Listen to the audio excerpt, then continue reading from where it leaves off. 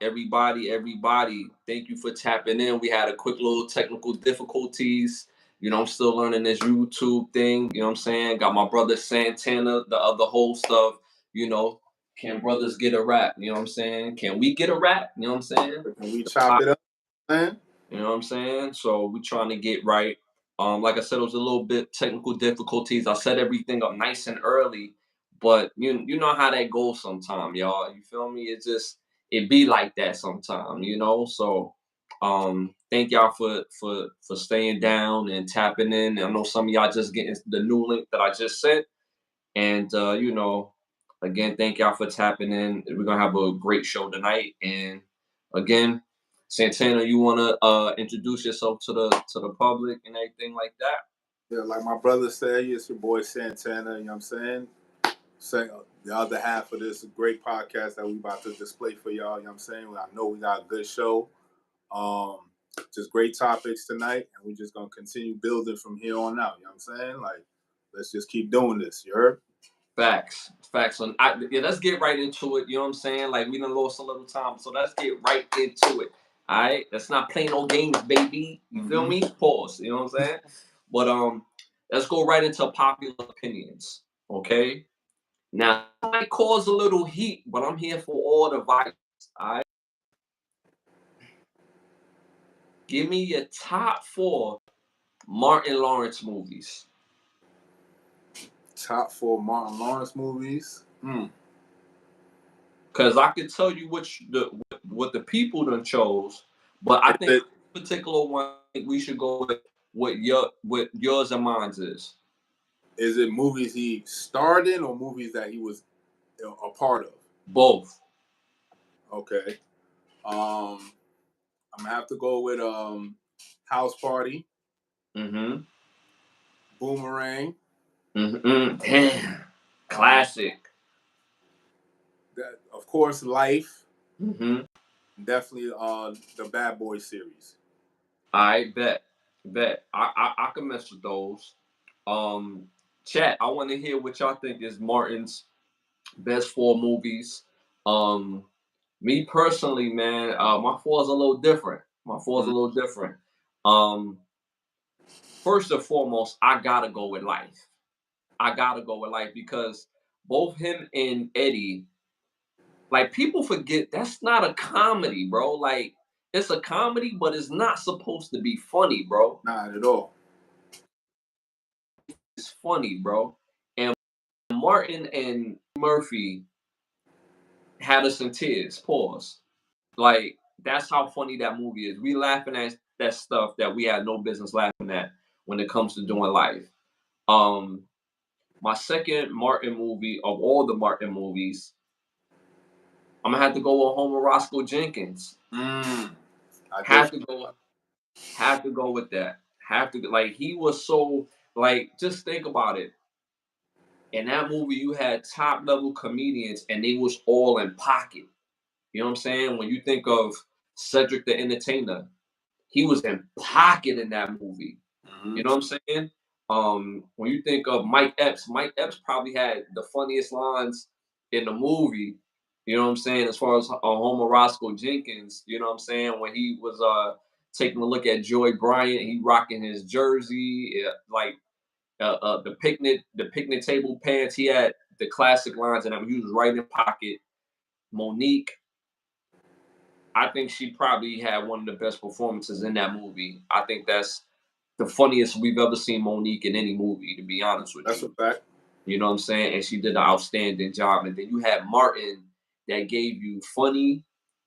He gave you the emotion, because people don't give Martin the credit for the actor that he is. He gave you that emotion. He made you feel like he really was the team of me guy, where it's like he grew up without a dad, and his dad was always there, but without the support of his father. You know what I'm saying? He really made you believe that. So Homer Roscoe Jenkins is my number 2 Martin movie. Number 3, I want to say Boomerang. but I'm going to have to go with Bad Boys 2. And Bad Boys 2 in particular, because even though Bad Boys 1 is a classic, but Bad Boy 2's just got them scenes where, when he finds out that Will Smith is sleeping with Gabrielle Union, his sister in the movie. You might not want to get too flirty with Mike. The Cubano maniac, you know what I'm saying? Like your Cubano boyfriend, he ain't welcome to Christmas dinner. You know what I'm saying? So the other line with when he touched her with the dead finger, like it's just too many. And he said, "Yo, Sid, did you call mom? Guys." So it's just classic Martin. And my number 4. I want to say House Party. I want to say House Party because he was so funny, and if Martin wasn't in that movie, at that time you couldn't recast Martin. You couldn't put a Chris Rock in at that time. You couldn't put D.L. Hughley at that time. You couldn't put none of those guys. It had to be Martin at that time. And I want to say Boomerang, but I felt like Boomerang, Martin shined. But as far as his top performances, I'll probably give that 4th one. A thin line between love and hate. Okay. A thin line between love and hate. I'm gonna go with thin line between love and hate. So for me, it was between that and national security. Because when he called the dude a Nazi, I fell out when he called the cop a Nazi. So but see, Martin movie catalog is so top tier that there's a conversation for Blue Streak being in that top 4. There's a conversation for House Party. A lot of people had that House Party Boomerang in that top 4. There's a conversation for Legitimate. What's that one he did with Chris Rock and they pops died and they found out he was like Death at a Funeral. There we go. Death at a Funeral. That's another legitimate argument in that top 4. Like I was thinking about Death at a Funeral too. So after the fact and shit. Yeah, you know what I'm saying? So Martin got the only Martin movie I've ever seen that was completely like trash. We forgot about Black Knight, son. That's what I'm saying. I forgot about Black Knight. That's what I'm saying. Martin got top tier funny movies. You know what I'm saying? The only whack movie I've probably seen Martin do, and it was just whack, was probably his newest one called Birdcage. Oh yeah, where he was like the detective and shit. Like yeah, and he turned out to be the killer. That shit was mad ass. Yeah, that was garbage. Like that was. You trying to get on his like, you know what I'm saying, on his different role of acting and shit, as far as like being taken more serious and shit. But yeah, that shit was garbage, my nigga. Like, but see, the reason why the movie failed, it was mainly because poor writing, poor directing. Poor writing. Mm-hmm. You know what I mean? Martin tried to give it his all, but when you got poor writing, poor directing, poor camera work, you know what I'm saying? Like it was just a bag of trash, to be honest with you. And yeah, you know what I mean? Some good actors on there. John Malkovich ain't nobody to play with. You know what I'm saying? That nigga can act. You know what I'm saying? Martin Lawrence is another, like, yo, y'all niggas dropped the ball heavy on that shit. Like, y'all really was like, yo, fuck it. You know what I'm saying? This is just a throwaway movie. We don't give a fuck about it. It looked like shit on the motherfucking iPhone type shit. Like, yo, where's the the cinematography was trash. It was like, yo, what's up, son? How you gonna do legends like this, son? This is crazy. Yeah, for real. That movie was straight up baby doodle, and you know what I'm saying? Like, we could throw that one away. Yeah. But outside of that, all Martin's movies have been popping, and you could say he's done some commercial joints like the Big Mama House, the Wild Hogs. I thought Wild Hogs could have been funnier because they had Pam, Tashina Arnold, playing his wife in Wild Hogs. Mm-hmm. So they could have ran with that type of thing, but they kept it real,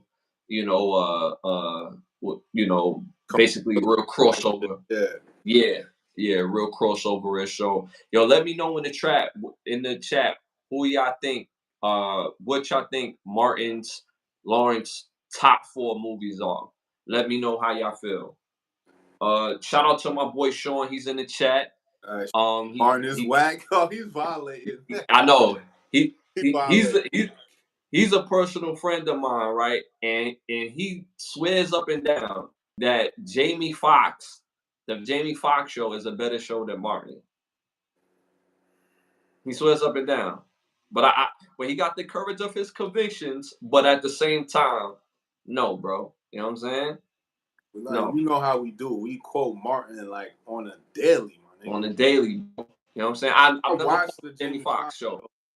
But I can't say Jamie Foxx show something that I would go back and rewatch.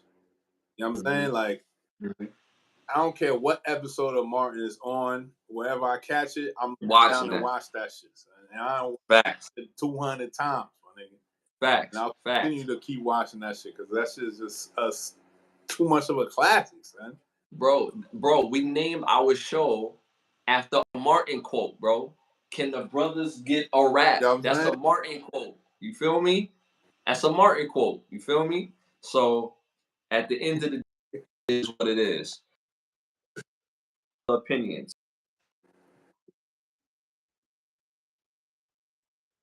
This list. Just to this list. Joel Embiid or Anthony Davis? That's hands down Anthony Davis, son. You got Anthony Davis? I got Anthony Davis being injury prone, yeah. Okay. Chat, let me know who y'all think is the most injury prone out of this list. Again, it was Kawhi Leonard, Kyrie Irving, Joel Embiid, Anthony Davis. Me personally, I went with AD as well. I went with AD. He's really like the literal like sports version of Mr. Glass. He's always hurt. So the results are, because again, these are not my results. These are not our results as a show. This is the world results. The world results is AD at 53%. Okay. That's fair. Next question. Which rapper raps the fastest? Okay. Again, this is the world's question. Eminem, Tech Nine, Twista, or Busta Rhymes? Damn.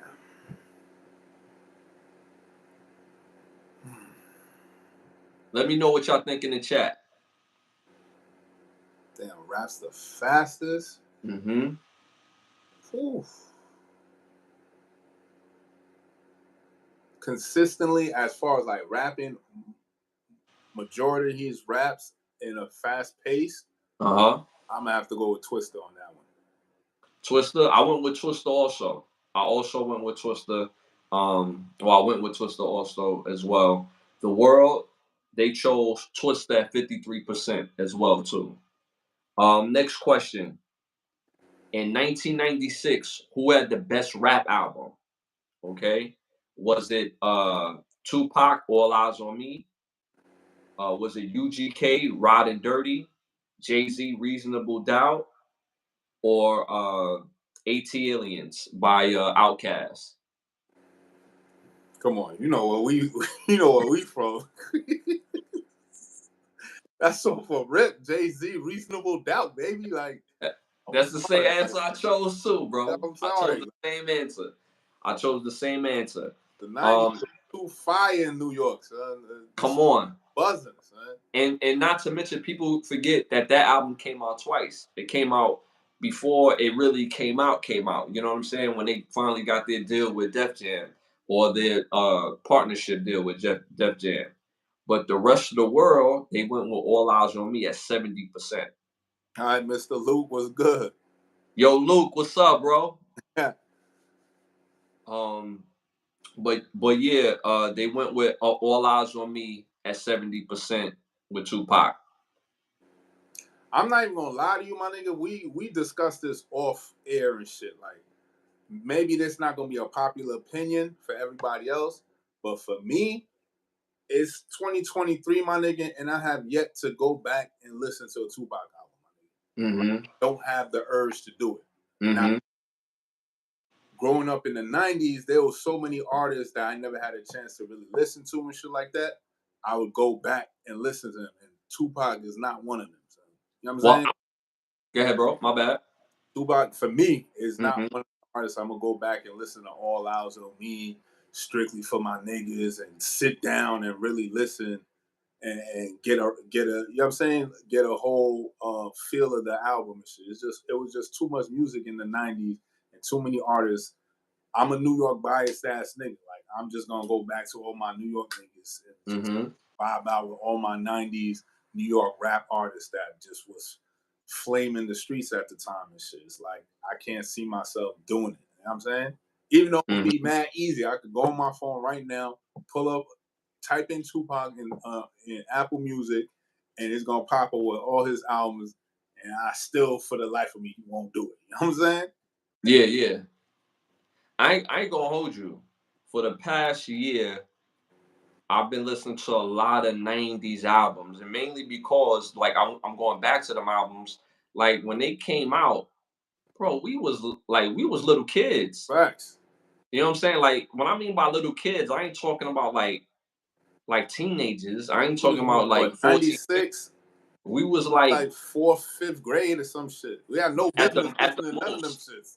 At the most, you know what I'm saying? And then the songs that we listening to are like their most commercial song. You know what I'm saying? We would boogie into that, but like I've been going back to listen to all the '90s albums, right? And I say that when I listen to Reasonable Doubt now, because as a kid I listened to it, but the only song I listened to at the time was Ain't No Nigga.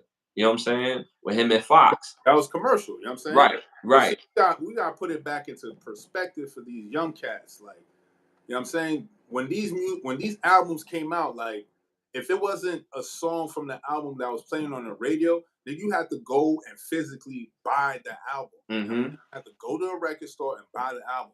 Back to your point, niggas was in 4th and 5th grade. Ain't no we going to the store to buy a rap album and play the junk. You know what I'm saying? Right. First of all, where you gonna get the bread to buy it? Right. We had to ask our mom and dad for the shit. Right. Oh, mom, Haitian ass mom and dad, that shit was not happening. You know what I'm saying? So, and then let's say you even get them to buy the album. Where you gonna play? You got your own CD, your a CD system to play the shit? You gotta use your parents' shit. And most of the time they jamming they shit. But so, you see, you know what's crazy? Like, and like they were still playing cassettes and shit.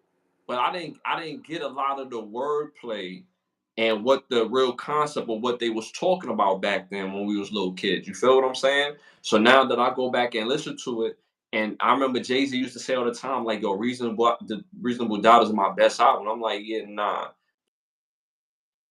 When I go back and I listen to it recently, Reasonable Doubt is his best album. By the time Blueprint came out, niggas had portable CD players. You know what I'm saying? And they could like now personally listen to songs or buy songs because by that time we was in high school and shit. Right, you know? But we had an idea.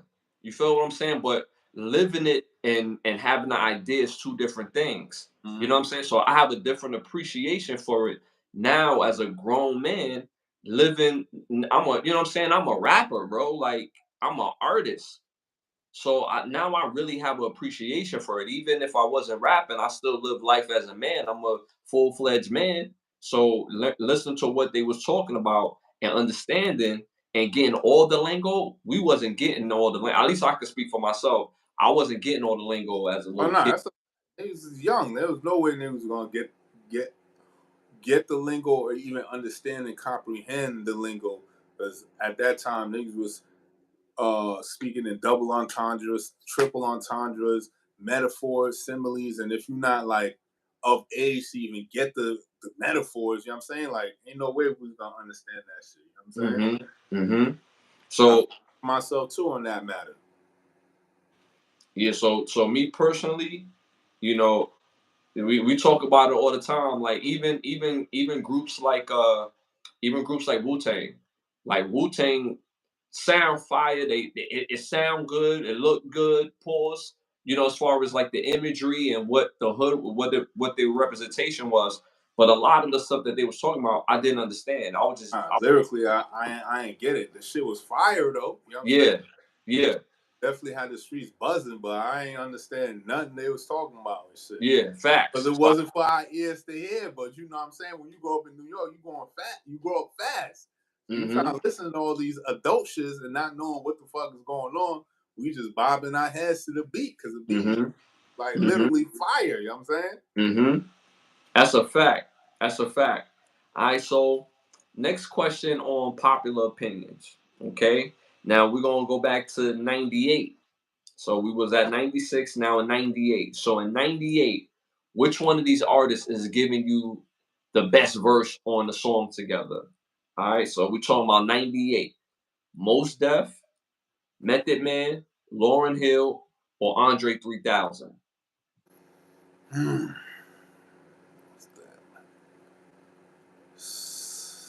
is 98. Man.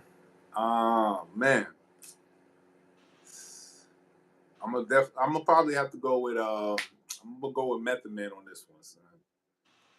Bro, I said the same exact thing, bro. Cause thinking like, of 98, bro, my nigga. But thinking of 98, bro, that's what I'm saying. Even though we was little dudes, like we that more like junior high school. 98, you know what I'm saying? It's like sixth, seventh grade. Yeah, so that's like junior high school, because junior high school start at 11th grade in New York, right? So I'm thinking 98. I'm thinking All I Need with him and Mary, the joints with Wu Tang. Yeah, another joint with Biggie. Like Method Man was on fire. And as dope as Mos Def was, none of his verses to me, like, his voice, but I never listened to a Mos Def song with him and maybe two other people on the song and be like, yo, he had the best verse. You know what I'm saying? I'm gonna go above that. Probably gonna be some hate, but I ain't literally go and listen to a Mos Def album, my nigga. I'm keeping it like, nah, I'm sorry. Like, there's times where he was lyrical and shit, but it wasn't him by himself. You know what I'm saying? There was like a bunch of other artists on there and shit. So, and then, again, to your point, it wasn't like, oh shit, Mos Def's fucking verse was fire. Like, I ain't never Mos Def. That's why I'm going with Method Man, because that first album, that's one album I went back to. Cal, oh my god, it's like I went back and listened to that shit. Like I told you, there was a song that my cousins used to play, and I never knew the name of the song. And then, when I finally went back and listened to it, I'm like, oh shit, this shit is fire, son. Fire shit. So I'm going with Method Man on this one, son. And with Mos Def, he's had some joints with Talib Kweli. You know what I'm saying? They had some bangers. You know what I'm saying? I respect Mos Def pen, but he again in 98 he not giving me the best verse. And if they had AZ on this line, I'm going with AZ. AZ. I'm still going with Meth, but AZ was top tier with them verses lyrically 97, 98. Oh yeah. Yeah. This list Method Man for sure. Facts. What the public choose on this one? The public they chose Method Man at 47%. All right. At 47%. Yeah. So next question on popular opinion is which show was the best in our childhood? Right? There's only 3. The Parenthood, Family Matters, Steve Harvey. Come on, son. This is a layup, but they asked the question. You know what I'm saying? Damn. I already know who I got. You know what I'm saying? I told you this off camera like many moons ago, but you know what I'm saying? Like I already told you who I got on this list. I'm gonna have to go with Parenthood, son, because Zaria was just so bad to me, my nigga. Like Zaria was before nobody tell me, so she was one of the top baddest jonks in all of TV history, my nigga. When we was growing up, it was better than Laura. You know what I'm saying? Way better. Yeah, way better. Yeah, way better. Yes, Family Matters had great shows, but Parenthood was just something different, though, son. Parenthood was just different, son. Now this is a quick side note. This is a quick side note. You know what I really appreciate about the shows that we had growing up? They always had the cute chocolate or cinnamon joint and like just the you know what I'm saying, the eye candy. You know what I'm saying? I seen the list that little snippet you sent me on TikTok and shit where the dude was talking about the baddest from my era. Yeah. It was on that list, yo. Yeah, you know what I'm saying? And then but the girl I was thinking of the whole time, he had put her number one.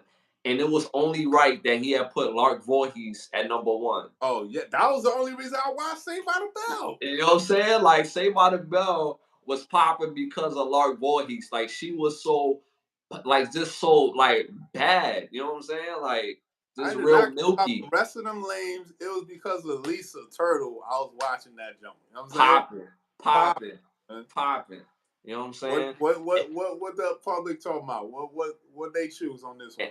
And a quick side note, not to mention that Lark Voorhees ended up on Martin on the episode where he was trying to get over Gina. But that's a whole nother thing. You know what I'm saying? That's why Martin is popular. Too bad. Yeah, she was too bad. But and then I gotta give my answer. My answer is also Family Matters. I'm choosing Family Matters. You know, I say it all the time. That show was ahead of its time. You can't tell me. We talk about this all the time. Where I gotta go back and rewatch that shit, son. But when you rewatch it, it's something we talk about all the time. There's no writers that was that lit at that time that was talking about the stuff that they was talking about. Remember, Steve Urkel, he had Wi-Fi first. Nigga cloned himself. He cloned himself. Like, you know what I'm saying? He learned how to he learned how to teleport, because you remember he teleported from Chicago all the way to Paris. Yeah, I remember that episode. You know what I'm saying? Nigga built his own car. You know what I'm saying? Built his own whip. The bitch had the audacity to be tight about, oh, why this car driving so slow? Like, hold up, bitch, I'm driving you to school. Like, you should be grateful, like a nigga even doing this shit for your ass, son. And not to mention him and this dude, it was one episode, him and this dude, they was trying to climb the rope, and who could climb the rope the fastest? The dude was mad cut up. Nigga built a rocket. My son built a rocket. Like, yo, I could beat you, dog. You know what I'm saying? Came in there with the rocket. Like, yo, I got this, B. So Steve was so popping. The only thing that was whack about Steve is, like, a lot of us, when we really like a girl, we don't rock with the girl that really rock with us. And that's always with our first love. Patty, son. Myra, top tier.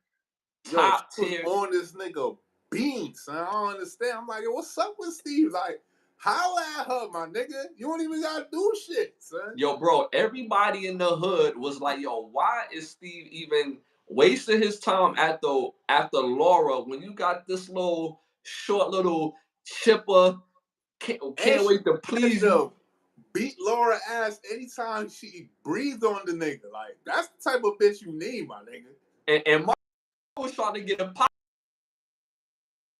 He was the one that was like, yo, chill, man. Like you on my body too hard. Where you get it rocky with the nigga? You know what I'm saying? So every dude I knew in the hood was like, yo, why Steve playing? I would have knocked him all right on that hammock. But, you know, that's for another story. But the rest of the world goes Family Matters at 68%. Nah, that's a fact. That makes sense. It's just Parenthood, man. And then the shit is crazy because you can't even get Parenthood no more, son. Like, my man Robert Townsend locked that shit up, son. You can't find Parenthood on none of these shits. You can't, like, pull it up. You can't do none of that shit, son. They got it on Tubi. Or not. Yo, chill. Stop it. Fuck Tubi. Stop that shit, son. Stop it. Tubi popping. Stop it. Yo, Tubi, son. How y'all niggas pull that shit off, son? Yo. All right, rock with y'all niggas now, kid. Popping. You know what I'm saying? Popping. All right, so last question on popular opinions. Who's the best actor? Morgan Freeman, Samuel L. Jackson, Tom Hanks, or Denzel Washington? Tom Hanks. Damn, son. Shit. That's a tough list though. God damn. That's a valid list though. Fuck. I'm gonna have to go with the chat on this one, man. Definitely have to go with Denzel Washington, son. My boy Luke chose Denzel. You chose Denzel.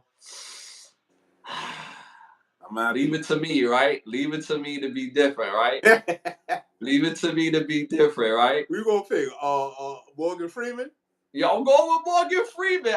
You feel me? You feel me? I'm going with Morgan Freeman. You feel me? Yeah, no, I feel that. You know what I'm saying? Like, real talk, Denzel is an amazing actor.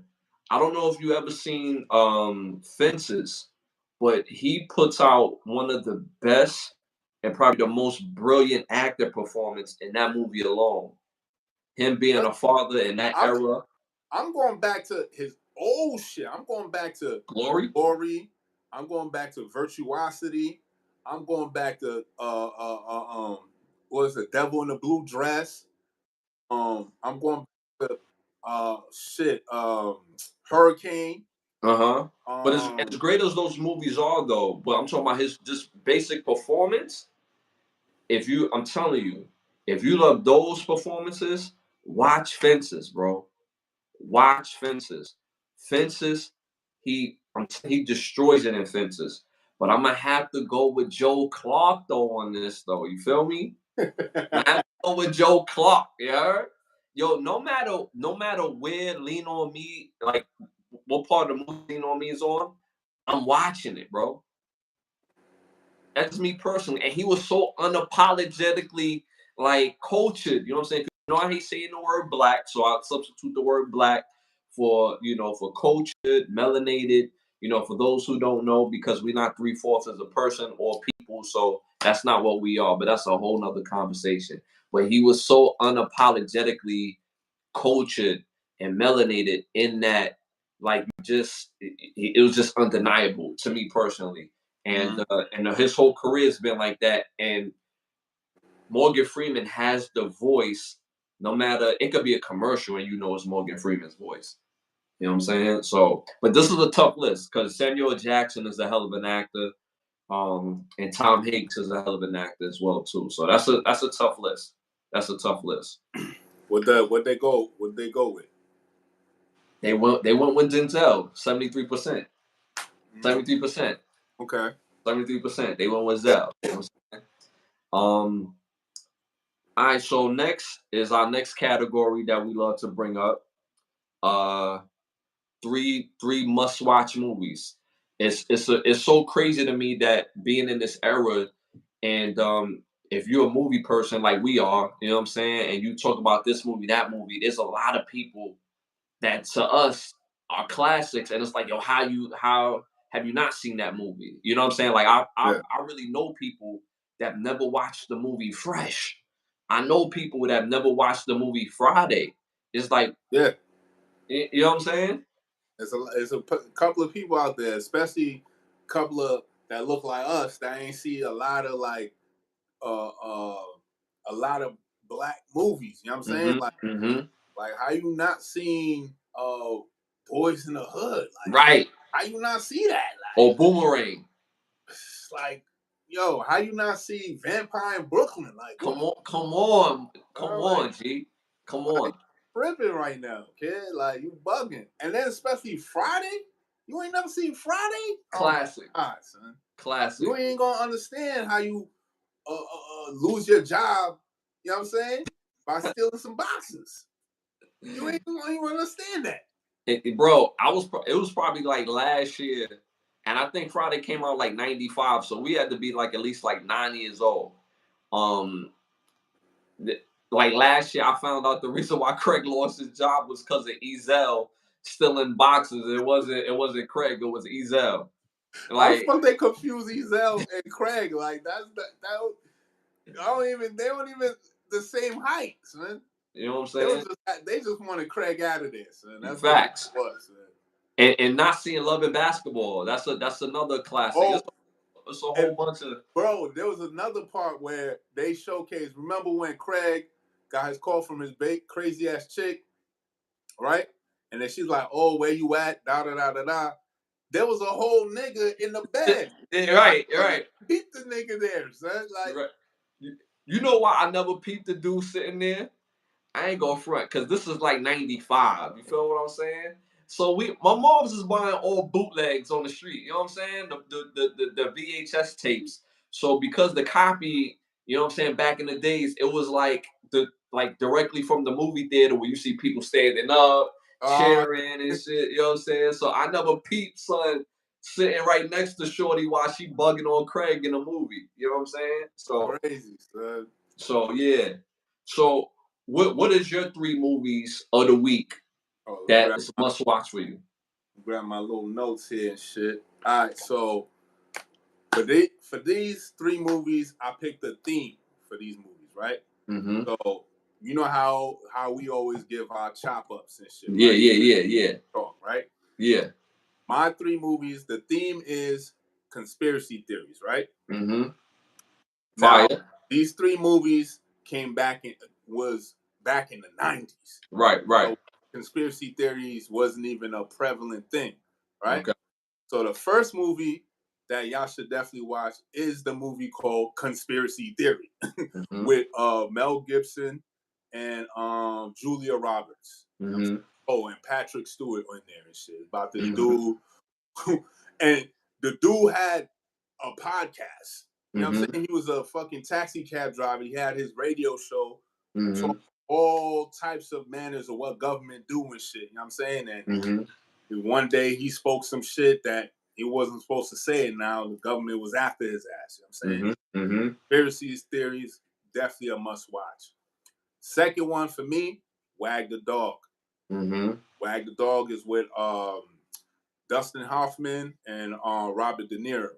About the CIA and how the CIA has deals with Hollywood and shit. You know what I'm saying? In the movie, it shows you how they do it. You know what I'm saying? I'm not gonna give the movie away. If you ever get a chance, go watch that, Wag the Dog. And last one for me, perfect classic with our OG, Will Smith, Enemy of the State. You know what I'm saying? Enemy of the State. Fire movie. Fire.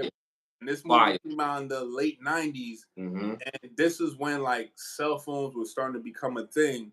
But these niggas had the shit on lock back then. You know what I'm saying? So imagine now with iPhone 15 and all this other shit that they got, how much. Oh no.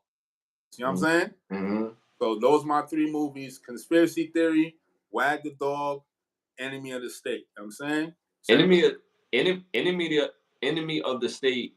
It could be any part of the movie, and I'll watch the rest of the movie. Like that's how good that. Yeah, and I'm surprised you didn't have a Manchurian Candidate on that. Oh, damn, Manchurian Candidate. Yeah. Yeah. Yeah. That shit was gangster movie right there, son. And another one, I can't remember the name at the moment. It's with the with Johnny Depp, and he plays like this reporter. He goes to like this he go and they take him on a ride, and he has to go to this hotel. Then somebody out of nowhere was like, "Yo, you gotta go do this, or I'm gonna kill your family," or something like that. Oh, it was like he had to like commit a murder at some political. Yeah. Damn. Yeah. Name of that movie. Damn. I want to say Nick of Time. Ah, shit. It could be called Nick of Time if I'm not mistaken, but it was definitely with Johnny Depp, and he had to commit murder against a public official, and they had all this set up, and like it was already set up before he got there. So or even just on your theme alone, Wanted as well too with Keenan Ivory Wayans. Wanted, yeah. You know what I'm saying? My 3 must see movies didn't have a theme. I ain't gonna lie to you, it didn't have a theme. But I feel like I literally just started the theme earlier today. No, that's fire though. Nah, that's fire. That's fire. Nah, that's perfect, bro. That's perfect. My 3 movies though, I'm just gonna say it. They just dope. They just dope ass movies, just like the movies you pick. I just have a theme. So the first one is Interview with a Vampire. Brad Pitt, Tom Cruise. Who else is in that? Christian Slater. Antonio Banderas was in there. Antonio Banderas. That movie is star-studded. It's a fire movie. Obviously, is Interview with a Vampire. And it's one of the better vampire movies out. Like facts, hands down. One of the better vampire movies in a long time. You know what I'm hands down, and it's not even close. To be honest with you, they rebooted it and turned it into a TV show, and the TV show is ass.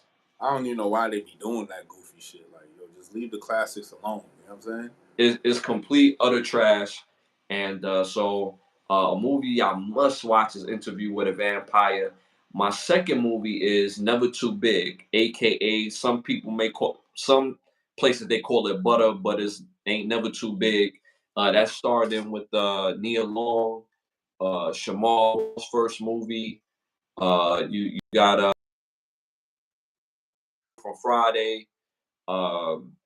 You have the sexy Sally Richardson in there from a Low Down Dirty Shame. That joint about? It's about a music artist, and she's trying to get away from her label. And when she let the label know, like, yo, she don't want to be down with them no more, all hell breaks loose. You got Candyman in there, dude that plays Candyman. You got uh goodness gracious, you got Donnell Faison in there. You got Sally Richardson, the girl from Low Down Dirty Shame, the sexy one. Oh man, and you're not big on Oz, but the guy who used to play the warden in Oz was in there too. And what you call little brother too, Donnie Wahlberg. Okay. Yeah, he's in there too. So it's really star-studded. It's really star-studded, but it's an independent movie that came back like in the mid-90s, and this was Shamar's Moore's first movie that he's ever done. And it's popping. And I'm bugging. And Terrence Howard. Terrence Howard plays his brother. Yeah. Again, that movie is called Never Too Big. Never Too Big, y'all. And then third is a movie called Shattered. What's it called? Shattered. Shattered, like shattered, shattered, like you shatter something. Oh, Shattered. Damn. Yeah. That movie, popping.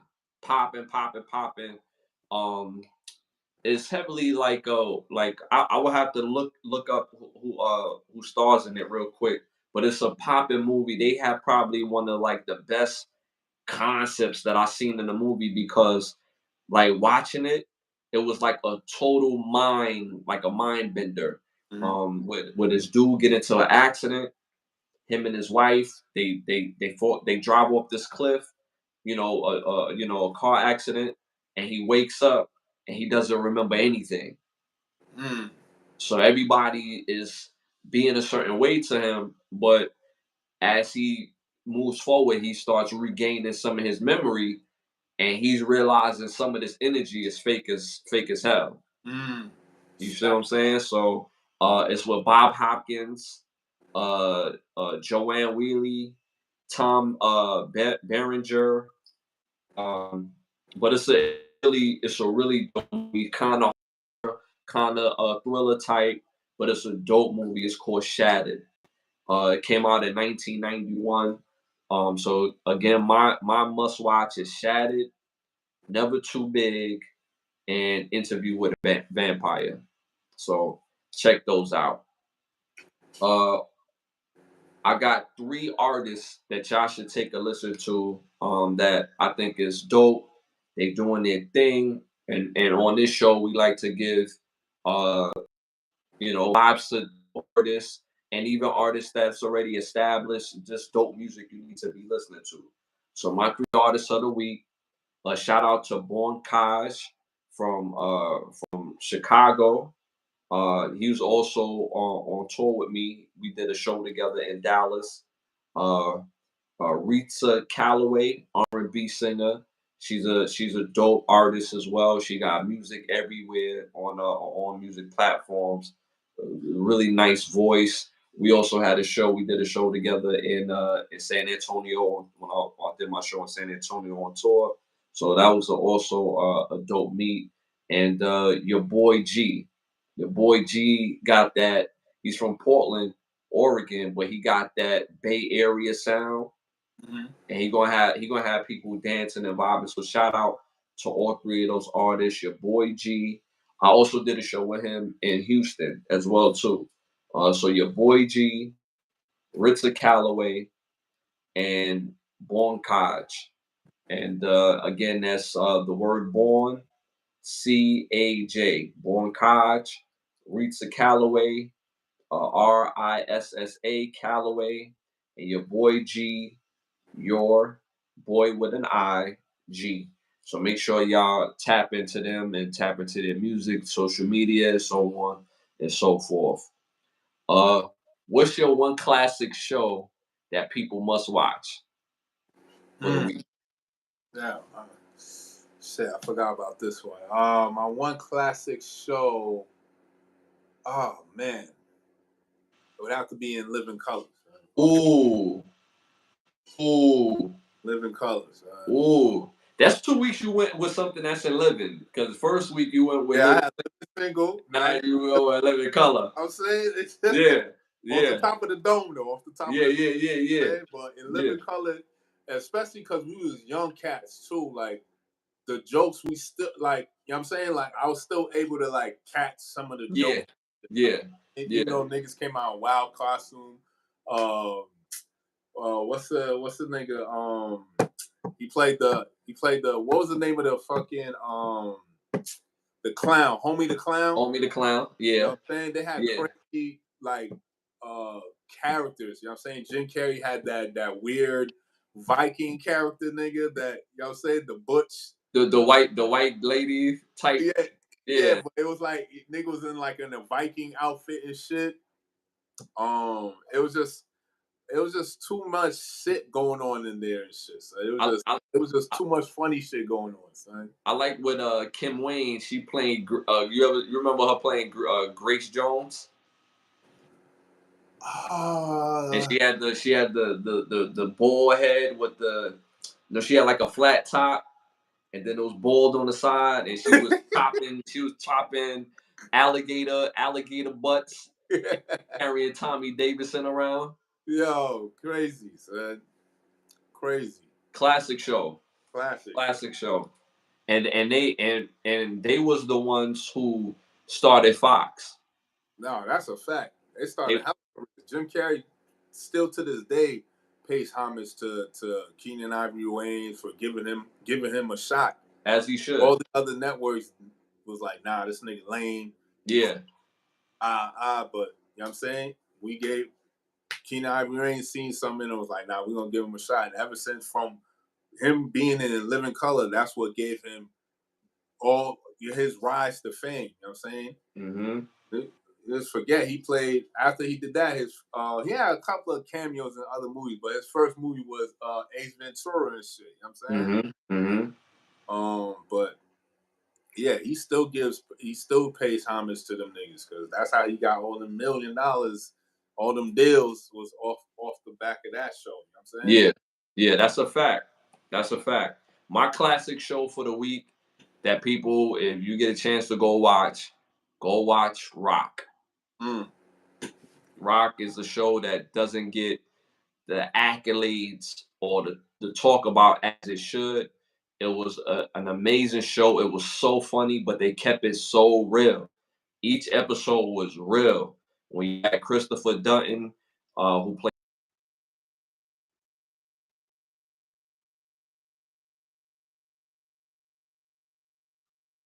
I think first Living Color, and he plays Rock's neighbor that over the borrow stuff all the time. You know, you had what's my man? He plays Cuddy and Clifton Powell. He plays like the most gangster of the gangsters in all TV history from the show Rock. He was super G'd up, gangster, drug dealer. I'm telling you, like it was serious. Like, you know what I'm saying? If you go back and watch some old rock episodes, we're trying to get that on button snaps right now because we know how powerful it is, and we know, how important that show was. But that show was telling the real truth, and it was a fly show. And mind you, we was little dudes when that show came out. So, but it was such an adult show. You know what I'm saying? Like, so. Mm-hmm. And what you call played like the little like their daughter, but she was like a neighbor. She ended up playing on Family not Family Matters, on Sister and Moesha. When Moesha went to college, I think her name was like Beyond or something like that.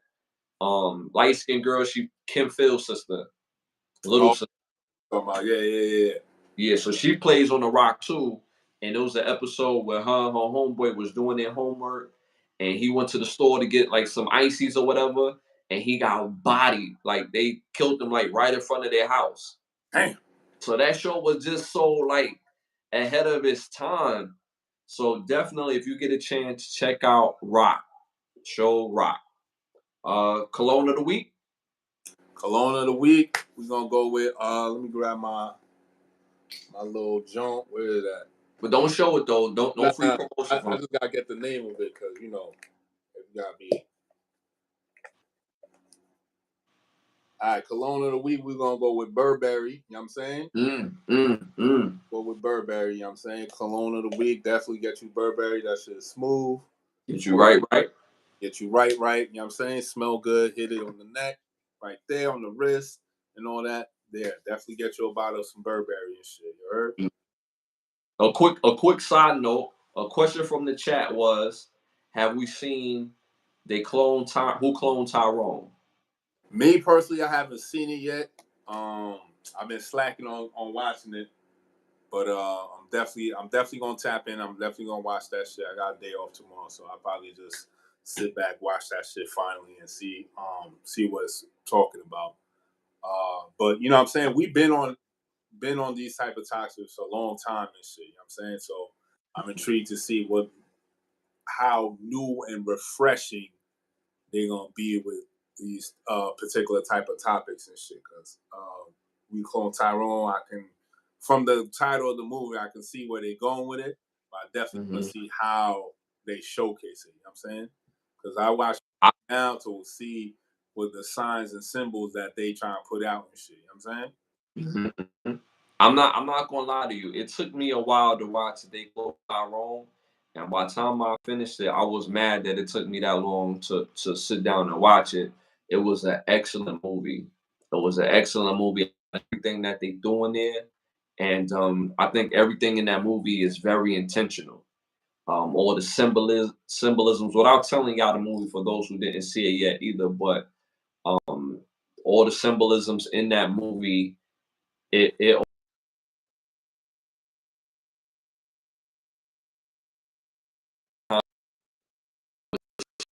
that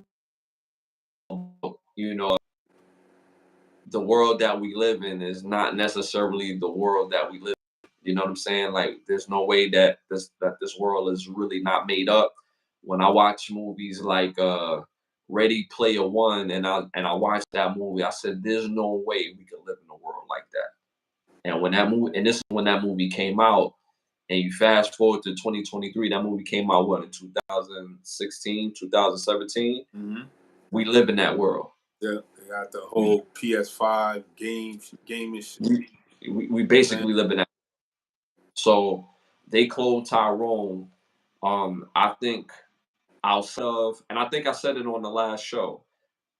With Jamie Foxx, outside of Ray, with the exception of Ray, it's probably Jamie Foxx' best role, best movie, performance wise. They cloned or who cloned Tyrone and Burial. I spoke on Burial last episode. He had a movie that came out on Netflix last year with what's her face? Dwayne Wade's wife and shit. Where he was like a vampire Yeah, that was cool. That That was cool. vampire hunts and shit. And Yeah, it was that was like cool. on his rent, so nigga had to go like murder a couple of vampires. Yeah, get his money up. Get His money up. You gotta pay the rent. You gotta go murder vampires. Yeah, that shit was crazy, son. It was all right. It was alright. Damn, he had another movie with her too, where he was like a he was like a Vegas undercover cop or some shit, and then they kidnap his son. Yeah. That shit was straight too. That shit was straight. They missed me on that one, honestly, because I felt like the movie was a bit rushed. For me, his best role, one of his best roles as far as action was concerned, was I think Kingdom Come or some shit.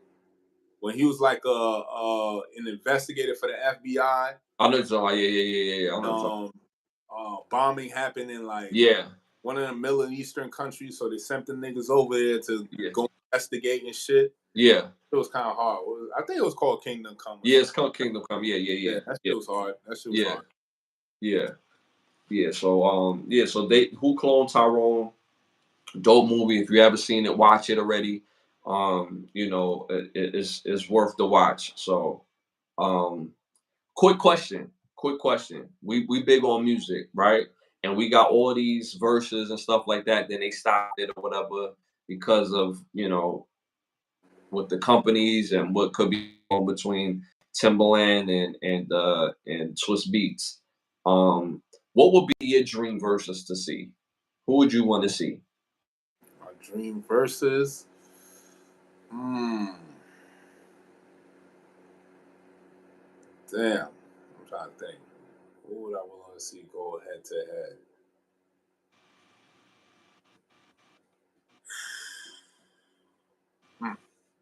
Yeah, I gotta think about this one. Shit. I would love to see. And it could be any genre. Yeah. I would love to see. Rap. Damn.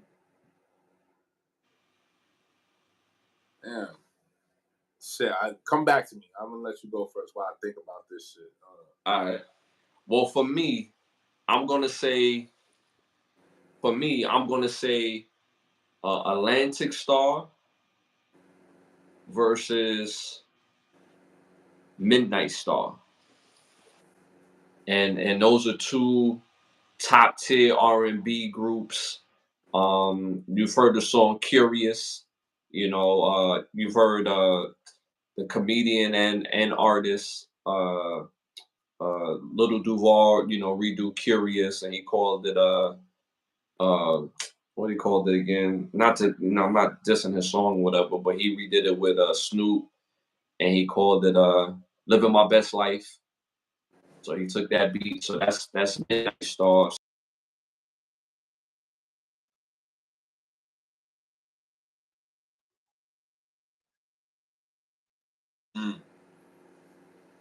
Okay, I'm gonna have to go with Usher. Ooh. Versus Chris Brown, son. Okay. Fire. That would be crazy. That would be crazy. They would also have to do a dance off too. You know what I'm saying? I'm pretty sure that they don't have to like do a dance off type shit. See who the better artist and who the better dancer and shit. Cause I can't. That would be hard. That would be hard. You know what I'm saying? Yeah. That would be hard. I would like to see that too. That would be tough. Anything for petty thoughts? Petty thoughts right now is I'm gonna have to give a shout out to my boy Cam. You know what I'm saying? I seen the little snippet you sent me. Oh my god! And I was telling you earlier, it's like, yo, a nigga gonna shoot his shot, man. It's like that's what niggas gonna do. It's up to the woman. She know what she was doing when she came on live with the titties all out. You know what I'm saying? Oiled up and all that. You know what I'm saying? Shit was dripping oil. You know what I'm saying? Like you knew what you was doing. You ain't even tie up your robe or nothing. Like first of all, you came on live. Hold on. Tell people where you saw this at, so that they tapping into. All right, so it's really like a snippet you sent me on TikTok where it's an interview Cam is doing with What is it? Rod Smith or some shit? No, Joe Thomas. Joe Thomas. I messed up Buddy whole Joe name. Smith. Joe Smith. Joe Smith's wife, because she went viral about their whole relationship and how she's on OnlyFans now to get some bread or whatever's going on with their financial situation is all out there. So from that video of them arguing and bickering about finances and her stepping out and creating an OnlyFans account without him knowing, that he finds out through unconventional ways, just blew up and shit, right? So now Cam is having an interview with her, whatever and shit. And I'm not gonna lie, she actually looked good. I don't even know who this Biddy was and shit. You know what I'm saying? And in that snippet I seen, I'm like, damn, she kind of bad and shit. And lo and behold, Cam was thinking the same thing I was thinking. And he hollering. So it's like, you know what I'm saying? Like, leave it to Cam. She ain't shut it down. She didn't say yes or no. So, you know what I'm saying? Mm-hmm. So she was with it. She was with it. She was with it. Like, it's just, my petty thought is like, damn, son, y'all scandalous, son. But then again, as men, we gotta take accountability because you chose that as your wife, my nigga. You chose her to represent you. So, Facts. You know what I'm saying? Facts. Like, niggas gotta do better, gotta choose better, son. My bad. But in this day and age, like, the good girls is standing too close to the hoes. So we don't know the difference. You know what I'm saying? Facts. Same uniform. They got, you know what I'm saying? They wearing the same uniform. They promote the same shit. They doing the same shit. They dressing the same way. Like, they getting their hair and makeups done the same way. How the fuck am I supposed to know who's not the hoes if y'all all look like hoes? You know what I'm saying? Facts. If it's like 10 bears walking down the street, am I gonna try to figure out which bear is not gonna kill me? Nah, I'm dipping. You know what I'm saying? So it's the same thing. Like, I'm not trying to figure out who's not a hoe, who's a good girl, who's not. Like, y'all don't even stand out no more. Y'all all doing the same shit. Y'all promote the same shit. So it's like, at the end of the day, niggas gonna treat you how you come outside. You know what I'm saying? Literally, whatever uniform you wearing, that's how niggas gonna treat you. You wearing the business side, all right, niggas gonna respect you. You wearing shit with the booty cheeks sticking out, you know what I'm saying? Like, what do you expect niggas to do? Like, I'm supposed to put you up on the pedestal? What niggas say? You putting the pussy up on the pedestal? Nah, we don't do that over here. You know what I'm saying? Just, you got respect for yourself, then I'm gonna respect you. If you don't got it, then don't look for me to respect you. You know what I'm saying? I just thought it was real interesting because here you got like Joe Smith is a really respected NBA player. He's not a Hall of Famer, not to diss him. You know what I'm saying? It's not a diss, but he was a solid player, and he contributed. But he was a number 1 overall pick, if I'm not mistaken. So he had the opportunity of making great money throughout his whole career. So the fact that she felt like, it's not necessarily the fact that she started the OnlyFans, which matters the most, but you can't even tell him that you're even thinking about it. You know what I'm saying? So the lack of respect is like, damn. Now, any woman that I date, if you got an OnlyFans, it's over. You know what I'm saying? Like, if you post crazy, wild pictures on Instagram, I'm not even going to mess with you. Like, that's something I'm taking in mind. That's just me personally. Because what's mine is mine. If a woman want to be my woman, she not advertising for everybody else. Like, I take issue with any woman that's a wife and advertises herself to other men when she has a husband. I have an issue with that, me personally.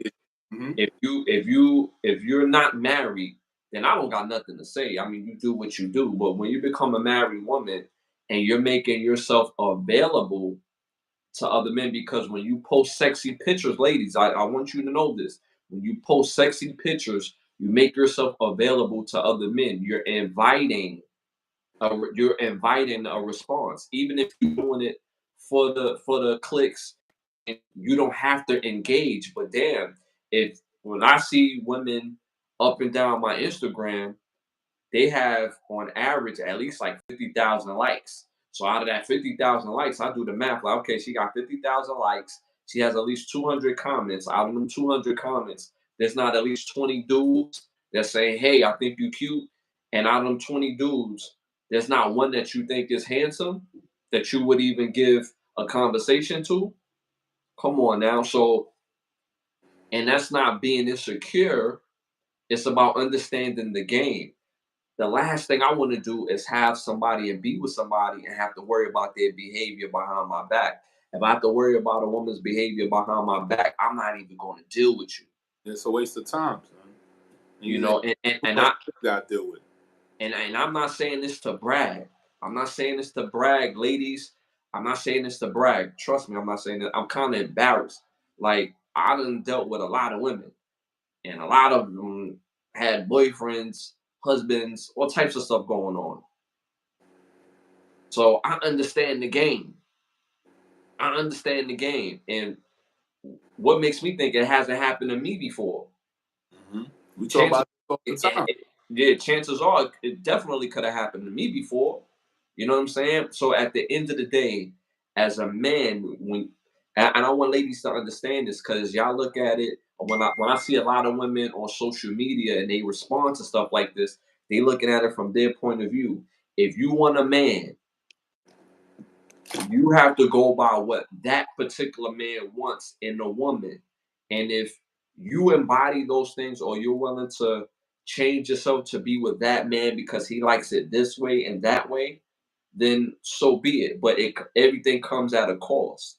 So ladies need to understand that. So the fact that she did that and not understand what the ramifications and the embarrassment that looked for Joe Smith, or maybe it could have been something they could have both talked about and worked on the finances together. My thing is, it's just a disrespect for me where the bitch is like, oh, I was gonna tell you at some point. No, the fuck you was not. You know what I'm saying? That's disrespect number one. And then number two, she's like, well, we talking about it now, type shit. Like just being like mad belligerent about this shit. And it's like, again, women pick and choose as well too. You know what I'm saying? So they pick and choose the type of nigga that they can manipulate. You know what I'm saying? Mm-hmm. Part of the game too. Just like we know what type of chicks to go after, that we know we're gonna get it right then and there. Mm-hmm. What type of men to go after where they know that, all right, this nigga is gonna be up under my heel, whatever I say goes, da da da da. And it'd be a lot of men out there like that. You know what I'm saying? Mm-hmm. Don't be putting their foot down. They be letting a lot of shit slide. And then you like, you know what I'm saying? Like, you can't let shit slide, son. The smallest infraction you let slide, that bitch, anybody gonna take a mile out of that shit. You know what I'm saying? And then like a small piece I gotta add on to it too, bro, is the fact that she put it on live, or she put it for the world to see. That's a conversation that they could have had in their home, and now we're not talking about it and the world is not talking about it. It just shows no respect. You know what I'm saying? And then again, that's the main, niggas don't, we take love later on. If you don't respect me first and foremost, we can't build on shit. Mm-hmm. You know what I'm saying? If you don't respect me as a man and you don't respect what I got going on, trust me, man, it's 10 of y'all. Ain't not one of me. It's 10 of y'all. This ain't nothing to replace you. But a lot of niggas, not niggas we know, but a lot of niggas out here don't have that mindset. You know what I'm saying? Mm-hmm. That mindset is like, oh, this the one that I got and I'm going to stick with it, man. Fuck all that, nigga. Mm-hmm. Let's hang, nigga. Pull your skirt down, B. Mm-hmm. You know what I'm saying? You better be on some Rico shit. That's 15 bricks right there. And get on your shit, nigga. Chill. Don't start. Don't start. Don't start. Don't start. Don't start. Don't They start. didn't even see when I had my leg up. You know what I'm saying? Don't start. Don't start, bro. Because you know we do this every day. Yo, that's what, like, this is wild. So they going at, they trying to go at the Cam for shooting his shot for a chick that advertised herself to be out there freely. What sense is that? And you know the update to that, he left home. Joe Smith left the home. And they showed it on TikTok where they went to this relationship guy, and she's like, I miss him. I just want my baby home. So they going to get help. But I honestly, a part of me makes me feel like this whole situation is fake to get that attention, because the OnlyFans thing, it's a big issue, but it's not really a big issue because nobody could show me footage of this woman doing anything on OnlyFans. You feel and then what on top of that, okay, let's just say you do have an OnlyFans account, whatever, right? Who are you? You know what I'm saying? Right. You know what I'm saying? Like, right. How lit can you possibly be to get a nigga to pay $5.99 or whatever the fuck you charge for your subscription when there's 100,000 other bitches that are probably badder than you, younger than you, perkier titties. You know what I'm saying? Like, mm-hmm. that's the name of the game. The younger you are, the more attention you're gonna get. So it's like, who are you to quote unquote start an OnlyFans like you just gonna be lit like that? You know what I'm saying? Like, yo, stop it, son. Like, yeah, there are niggas out here that, you know what I'm saying, don't get bitches, that's the way they get bitches on some OnlyFans shit. But then at the same time, it's like, y'all trying to make these niggas seem like they lame, but the power's in their hands. You feel me? If they don't want to fuck with you no more, they just gonna stop paying your subscription fee and go to the next one. And guess what? Your shit gonna take a dive. And then what? What you gonna do now to get new subscribers? You feel me? Like, the female is always gonna be in a losing position because you're not running shit. You want to clown niggas, but you need niggas to pay your way. So how you gonna clown your customers? You better treat your customers right. You know what I'm saying? You better what you gonna call? You better stop playing and help me out with this sale. You know what I'm saying? You know what I'm saying? You work for the same smart tech, you heard? You better stop playing, son. All right, so there was a list that you know, is world known that, you know, women made these lists of places that they don't want to go on first dates. So recently there's a list that, you know, the Manosphere have made a list of things that we refuse to do while dating a woman. So some of these things were pay bills, pay rent, pay house note, car note, pay for your hair, nails, bags, purses, jewelry, designer stuff, vacations, furniture, plastic surgery, bottles for your crib, Niggas is going out sad right now, son. bottles for your crib, pills, you know, car repairs, food. Yo, what type of niggas out here paying for a girl car repair, son? Yo, food, niggas tripping, son. Food for another man's kid, gas, Uber and Lyft, DoorDash, snacks, and, you know, and tithings, like tithes for like church, you know. So you got dudes that was paying your tithe and offerings at your local church. What the hell? So these are the things that men refuse to pay for, you know, while dating. They can't. It shouldn't be the list. Shouldn't, I mean the title of the list shouldn't be men refusing to pay. It should be men are stopping to pay these things. Because it seems like niggas was paying these shits before. It do. So, yeah. Y'all niggas is bugging. I'm not paying a bitch rent. Like, what the fuck? Like, y'all niggas is tripping, son. How you gonna pay for her rent and then your rent, nigga? Yeah. You think your landlord give a fuck that you gave Keisha some bread for her rent, but your rent do too? How does that make sense? You know what I'm saying? Like, what are y'all doing? You know what I'm saying? Like, yo, my nigga, we talked about this shit all the time, my nigga. The list that these chicks talked about that they said they would refuse to go on a first date, I done went to like 10 of them shits already with bitches. Me too. And they was happy to go to the fucking Waffle House, happy to go to Chili's. You know what I'm saying? Like, what y'all talking about? Happy to go to the movies. Happy to go to Applebee's. Bowling. You know what I'm saying? Like, what?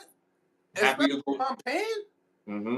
If I'm paying and I'm picking you up, we already broke this down. Like, nigga, as soon as he leave his crib, he's already coming out his pockets before he even picks shorty up.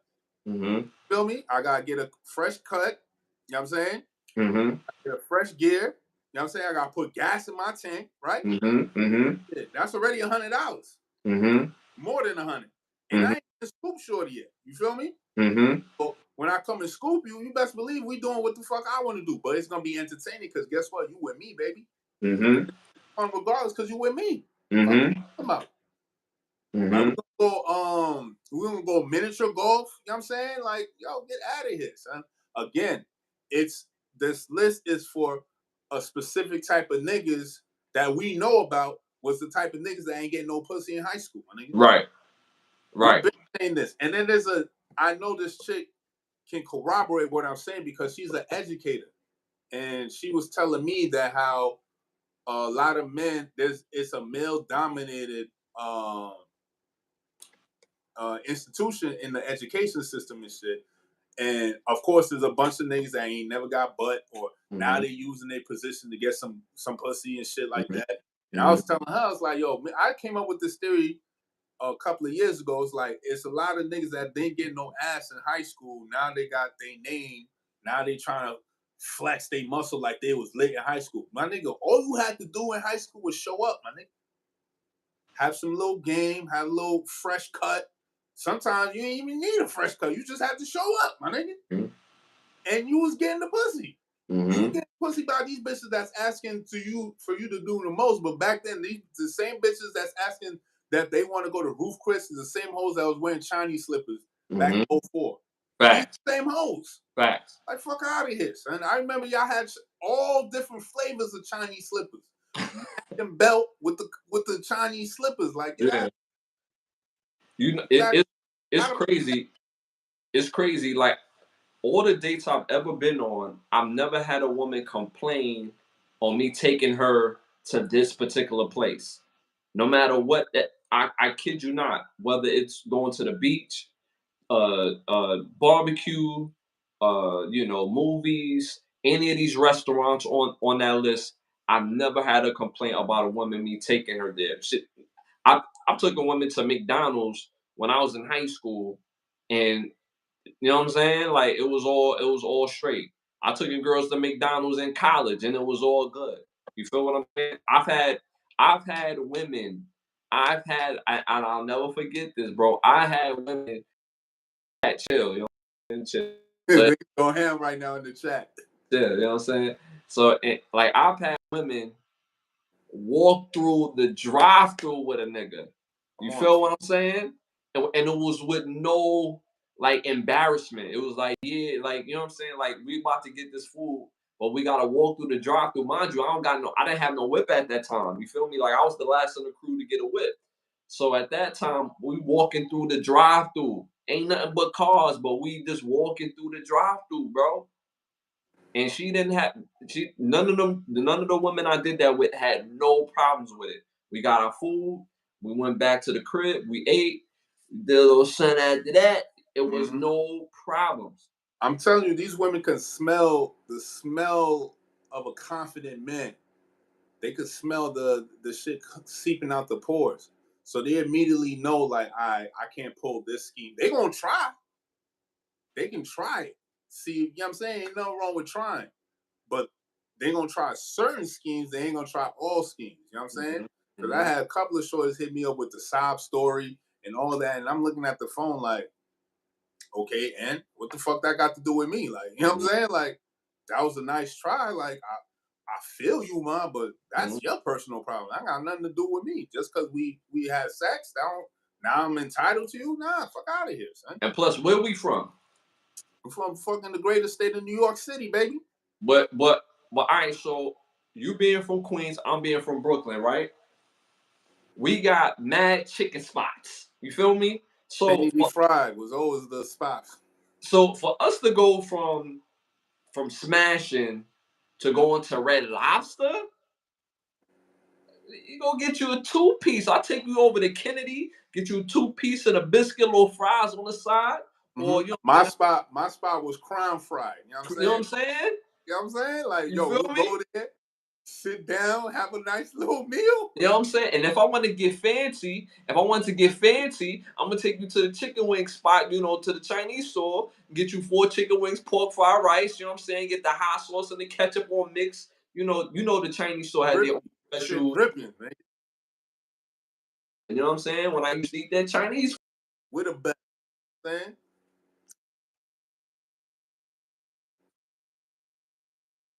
I had an issue. Bro, I had, you know where I lived in Queens and shit. I had IHOP right down the block, my nigga.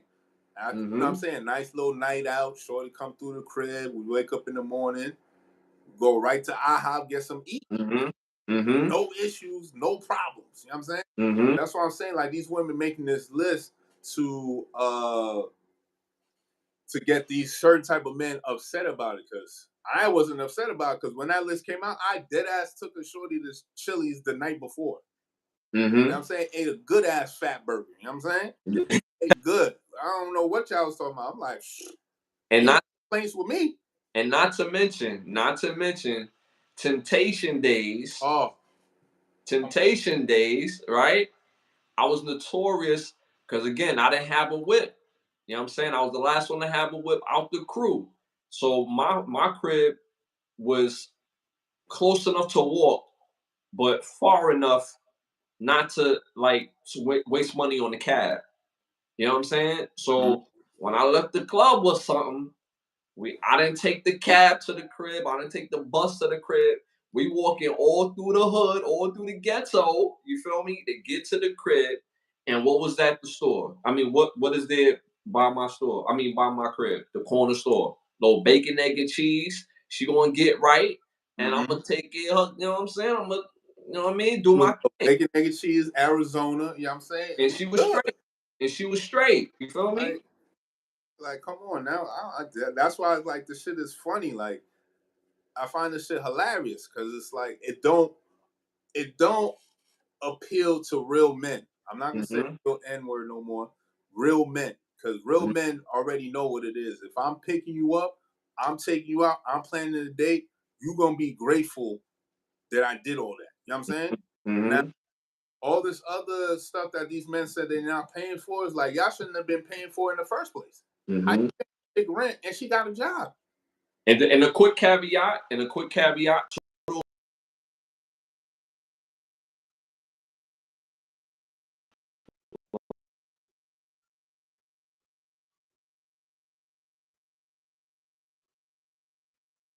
jobs. They was in their education, but they had something going on for themselves, and it was bad. And it was bad. I could show you. Nah, I shouldn't. Let me stop. But I can show you pictures that these chicks was legit bad, and my brother could do the same as well too. Come on, we do that. Before y'all try to even go, how would they look? Nah, they was bad. If you remember Temptations in Brooklyn at that time, they filtered in bad shorties. They had, of course, there's gonna be some mugs up in there. There's gonna be some scragglers in there. You know what I'm saying? But majority of the women was bad, and it was a great portion of the women had shit going on, but they just love to party in the hood. And the great thing about me was, coming from Queens, nigga, all I had to literally do was take the bitch out of Brooklyn. Yo, we going to Queens real quick. Oh, I ain't never been to Queens. I got a backyard, boo. You know what I'm saying? And that was it. I was good. You got a backyard? Easy peasy, yo. We gonna go in the gazebo. What's that? What's that? She used to the terrace. She used to the terrace life. We gonna go in the backyard, boo. Put your feet in the back, She used to chill on the stoop. You know what I'm saying? I hit one joint with, yo, we gonna go in the gazebo and drink wine. Oh my God, that's so fancy. Nigga, I ain't spent no bread, nigga. The wine was from the crib, nigga. You know what I'm saying? Like, yo, get the fuck out of here, son. Like, this shit was just too easy. Like, if I'm in Bronx, I'm taking it out of the Bronx. Yo, we going to Queens. You know what I'm saying? We're going where niggas got houses and shit. Like, just come through, come to the backyard. You're gonna be good. You know what I'm saying? You better than me, but you was whipping at that time, bro. We talk about this all the time. Like, I remember I had to pick a girl up from the Bronx because she didn't have $2.50 to get. but this girl was in college.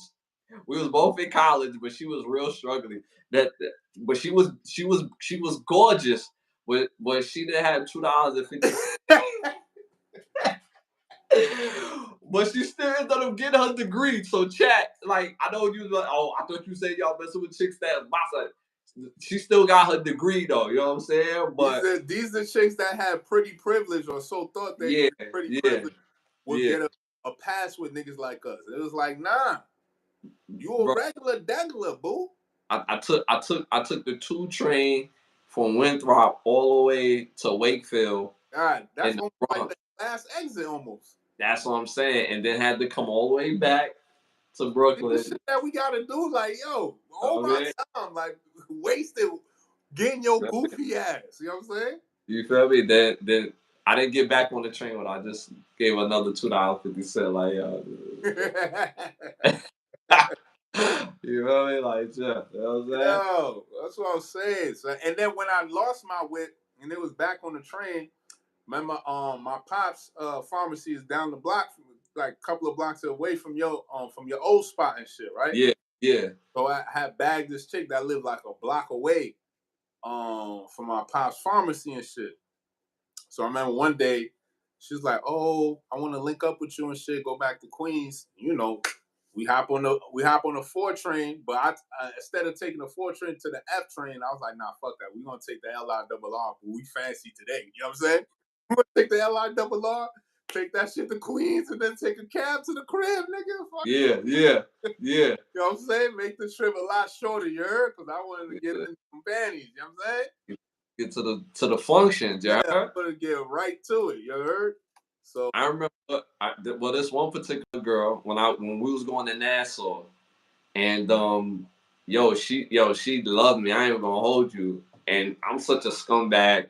I'm like, yeah, I'm gonna be late to my first class. Mind you, she lived in Queens, but Nassau's in Long Island. Lived in Queens, so that morning she brought herself to Brooklyn, picked me up, took me to LI.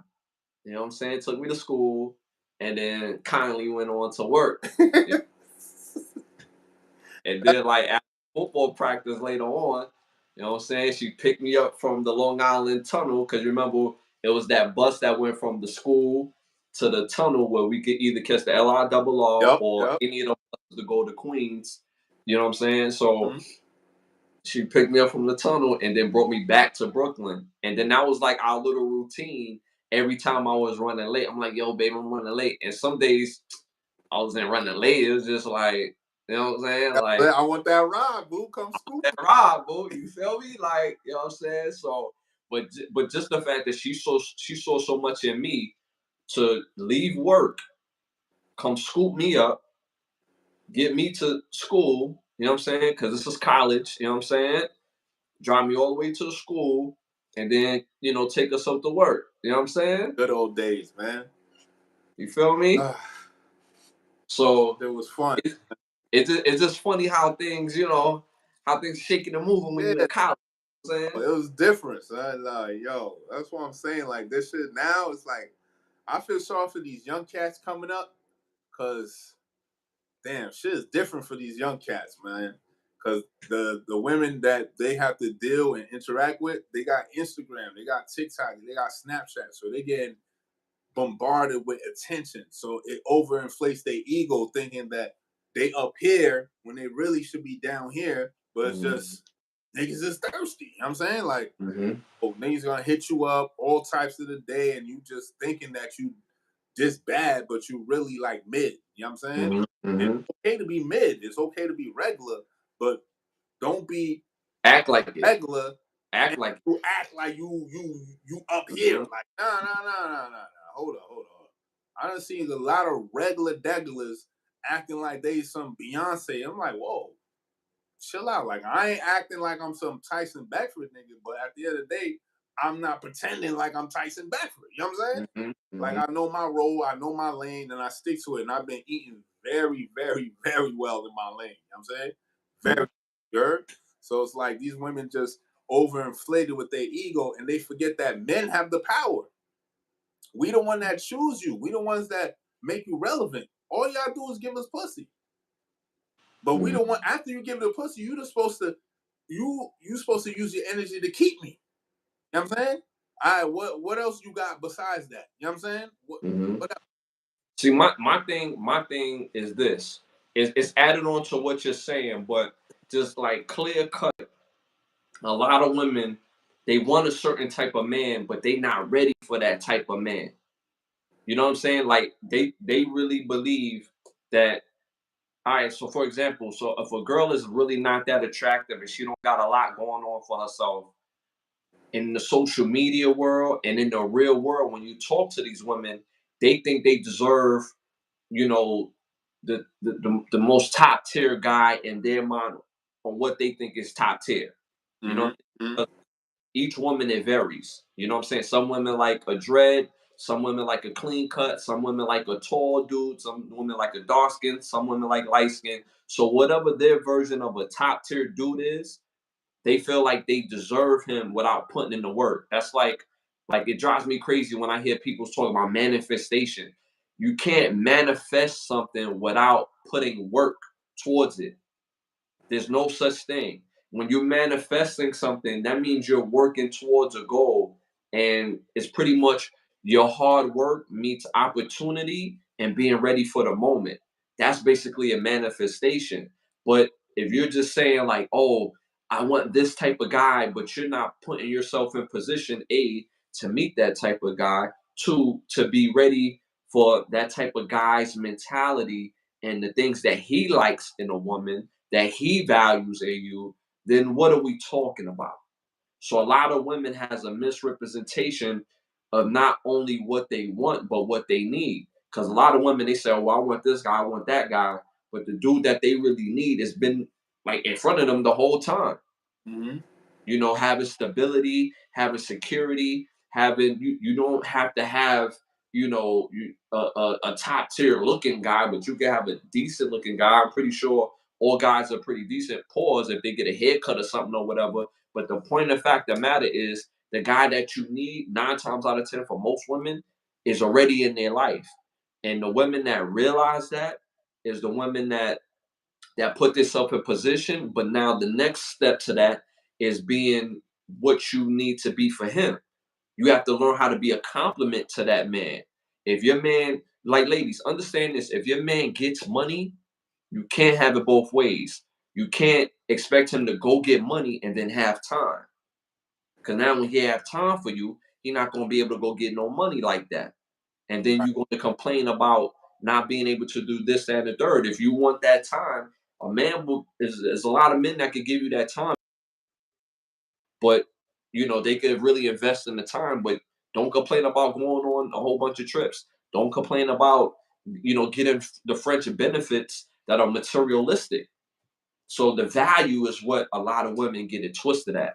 When it comes to the guy that they want and the guy that they need and the guy they think they deserve. Nah, that's a fact. That's a fact. Because at the end of the day, it's like men understand this from a young age. We got to put in work for anything that we want. You know what I'm saying? Like women, it's to the point that women they don't got no swag goose sauce. They don't know how to holler at a nigga. Mm-hmm. They don't know none of that shit. Mm-hmm. It's pretty much easy as fuck. All you have to do is say hi to a guy. Hey, how Mm-hmm. you? Mm-hmm. And then a man will just start the conversation and keep it going. Y'all can't even do that. Mm-hmm. And then, not to cut you off, but like guys, we not gonna shit on you. Nah, because we know how that felt. Right. We could. As many chicks that we done bagged, I done got. You know what I'm saying? Mm-hmm. Bitches had said no to a nigga before. Mm-hmm. You know what I'm saying? Facts.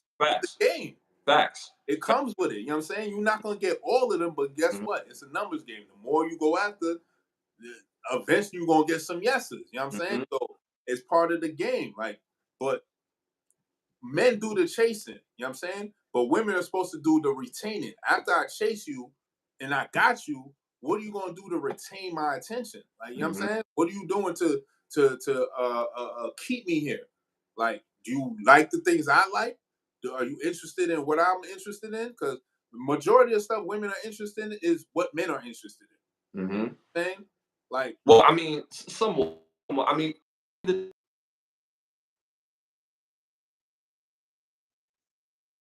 was as a chasing women because it's to home, but like there's some joints I ran down, but as a they give me that look, and then I say what up to them. You know what I'm saying? Mm-hmm. But because there's more women than men, it's kind of crazy that men, we do the chasing, but we chasers by nature. You know what I'm saying? Which is crazy to me. So that's why it's puzzling why most women don't shoot their shot. You know what I'm saying? It's like, so what if you get rejected? But again, women are not accustomed to being rejected. They're But not built for it neither, son. but if they shoot their shot, they'll put themselves in a more advantageous situation than waiting for a guy to really come up to them.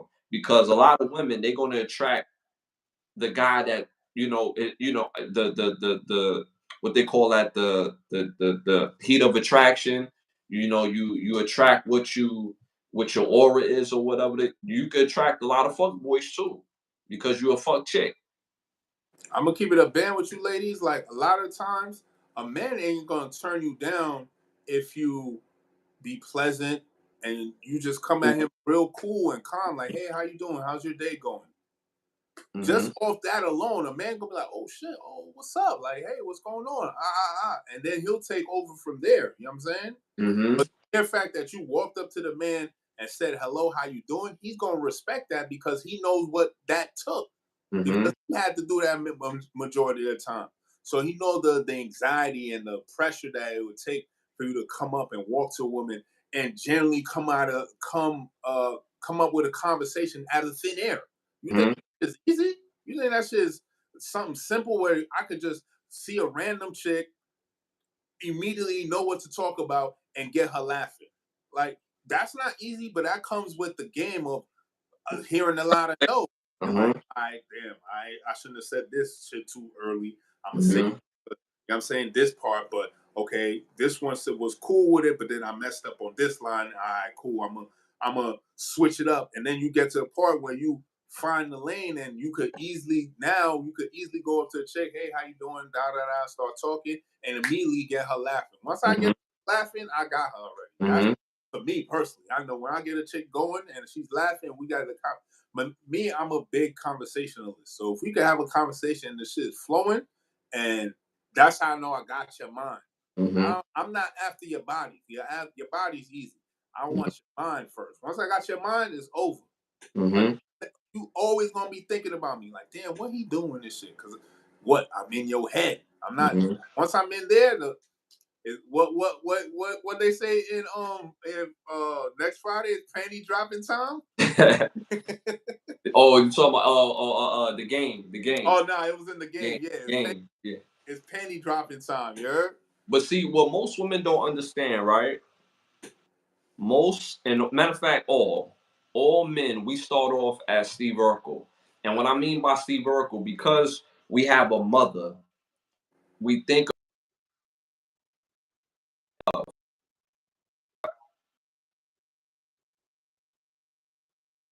in girls when we're growing up. I'll say girl, we jump to girls, we little kids. You know what I'm saying? My first crush was probably like at 8 years old, and I gave this girl that was sitting behind a rose, and she stabbed me in the goddamn eye, bro.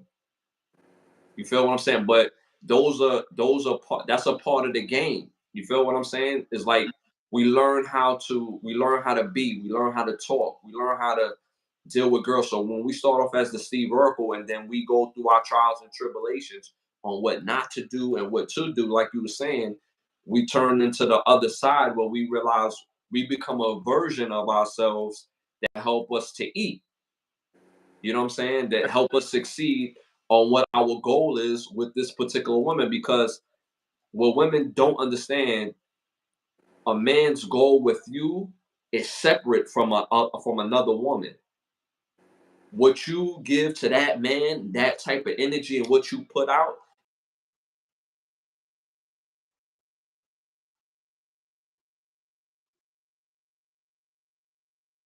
if you act it, man will shoot, but he won't take you serious.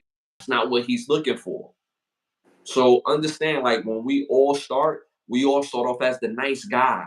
But what do we hear all the time? Nice guys don't win. And the nice guys don't. Because I slept, again, I'm not proud of it.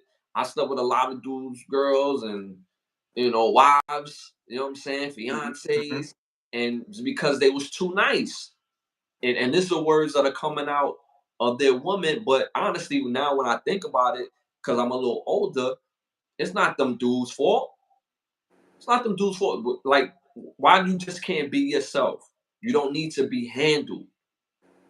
Learn how to have some self-control or stop dealing with that man so that way you could do your thing. So a lot of women don't understand the way a man treats you is based on what you put out there.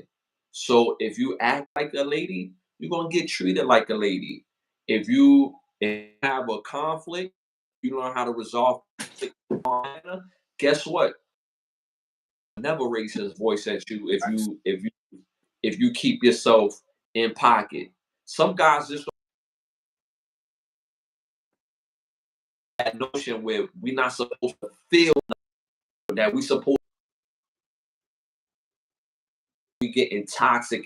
So you're gonna get what you give. You know what I'm saying? And men, we have to learn how to choose better too, because again, in them high school years, junior high school, and college years, I was choosing the baddest or the joint that had the big butt or the pretty face or the big breasts or you know what I'm saying? It was always something that was more Something so always wrong. Something was always wrong with that. right, you know what I'm saying? After a chick, how she appreciates the stuff that I do. She Right. breathes life into what I do and doesn't try to diminish what I do and shit, and actually shows interest in what I do. Like, you know what I'm saying? Like, now I'm going after women that do that because I'm telling you off right, hey, I'm a photographer. This is what I do. If you're not really showing no interest or you don't really give a fuck about that, all right, cool. Well, I'm just putting you in the smash zone. I'm not gonna take you serious. I'm gonna put you in the smash zone, and then that's gonna run its course. And when it does, we go our separate ways. You know what I'm saying? And it is what it is. But at the end of the day, it's like, Mom, you still lost because you just had another body. You can't just because you don't count it in your head does not mean it didn't happen. You know what I'm saying? Like that's why a lot of women be living in delusion. Like it must be nice to live in delusion. You know what I'm saying? But as men, we can never do that. Yeah, we live in a black and white. They live in gray. We can never live in delusion because we have consequences if we live in delusion. And we have to face those consequences. There's no skating consequences when it comes to men. You know what I'm saying? We know that since young. You know what I mean? You make a bad decision, there's consequences to that. There's no, oh, it's all right, and you're a little kid. Nope. Not being a melanated kid. Nope. They're going to treat you as an adult. It doesn't matter. So you already accept that there's going to be consequences when you make the wrong decision. So we can never live in delusion. You know what I'm saying? We have to live in the real world at all times. You know what I'm saying? So we try to bring y'all into the fold and understand that this is how men think all the time. And if we're choosing you, you have to be a representation of us when we're not there. You know what I'm saying? It was an old saying back in the day where it's like, when the man went to work in the morning, he never wanted the milkman to drop the milk off because the milkman, you know what I'm saying?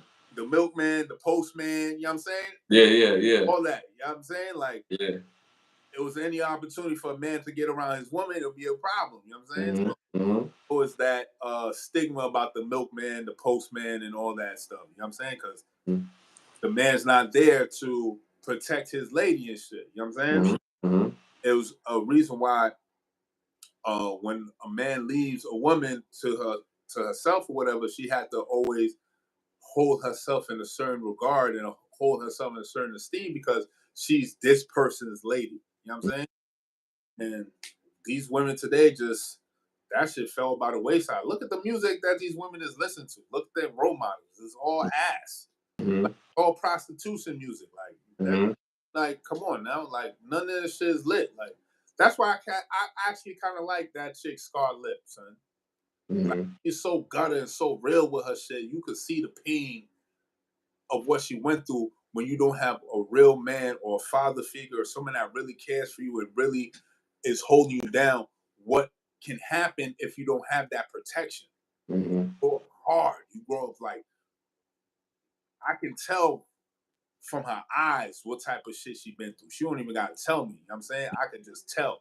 And you women need to like figure this shit out because it's real wolves out here, son.